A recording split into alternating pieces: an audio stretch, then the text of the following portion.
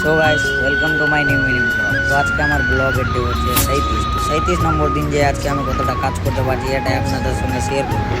তো আমি এখন চলে আসলাম গুডাউন, আর গুডাউনে এই ছেলেটাই মানে আজকে রেডিমেড দেবে, মানে আমার হেল্পার হলো ভাই, মানে আজকে এসেছে নতুন নতুন।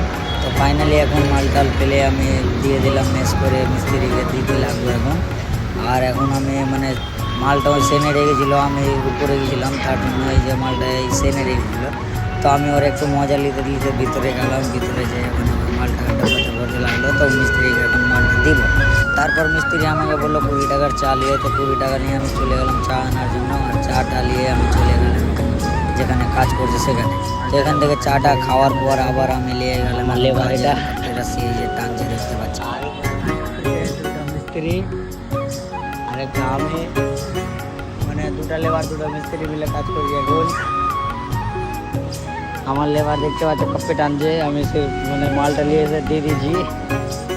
তো এখন আমি চললাম ট্যারিস। আর কী কারণে যাচ্ছে ট্যারিস, যে কি আমি যে কাপটিটাতে মাল দিচ্ছে সেই কাপটিটার বাঁশ হঠাৎ করে একবার আওয়াজ হয়েছে, তো ভেঙে না যায়। তারপরে আমি যে চেক করলাম, তো উপরের বাঁশটা ভেঙে গেছে আর নিচের বাঁশটা এখন ভালো আছে।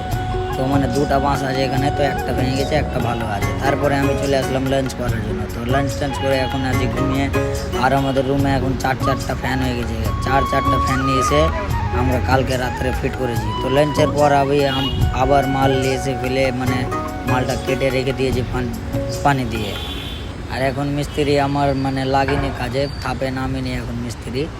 আর হঠাৎ আমি দৌড় থেকে না লেগে গেলাম, চলো তোমাদেরকে বলছি। কেন কি রোডের সাইডে একটা অ্যাক্সিডেন্ট হয়েছে।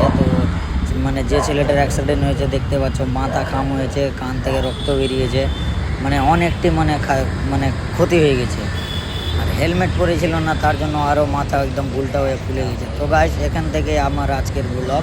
যদি ব্লগটা ভালো লেগে থাকে তো চ্যানেলটাকে ফলো করে রাখবেন, এমনই ভিডিও পাবেন আমার চ্যানেলে।